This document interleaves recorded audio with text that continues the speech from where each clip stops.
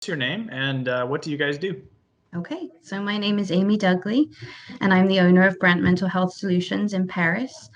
We are a counseling and psychology center, and we're able to care for people of all ages, for couples and families. And we've really created this team that is able to see anybody, basically. Cool. So I have three children, and a few years ago, one of my children was diagnosed with a mental health disorder. I didn't know anything about mental health at that time. It was a very difficult time for our family. We found that we couldn't find support for her within this community, so we would often have to travel out of the area to access services. And the services that we were accessing weren't really helping her. They weren't specialized or focused on what she needed. And then us as her parents and caregivers also, there was no support for us either while we went through this really difficult time. So out of all of this and the struggles and the wasted time and the wasted money, we became really dedicated to opening a place within this area that had everything that you could need. So that's why this place exists. It's really important to us. And I'm really proud of the team that we've created as well. That's amazing. Great story. How has the global pandemic affected the way you guys do things?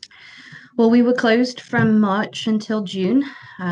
During the lockdowns, we were only able to offer online counseling, which not a lot of people really wanted, especially those who had already been clients of our clinic.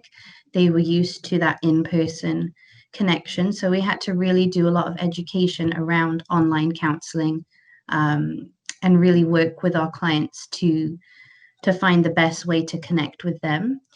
During this time, we also had a huge increase in people seeking help, people who typically wouldn't have had mental health issues before, young children who were not handling being away from school and friends. We saw this increase in need that we were trying to meet as well.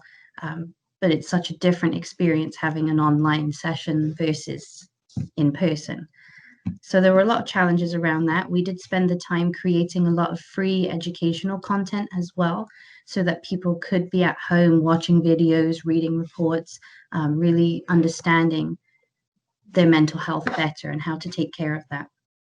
Can you talk about your project you're working on? Yeah. So we've always wanted to create a fund for those who cannot access mental health services in our community.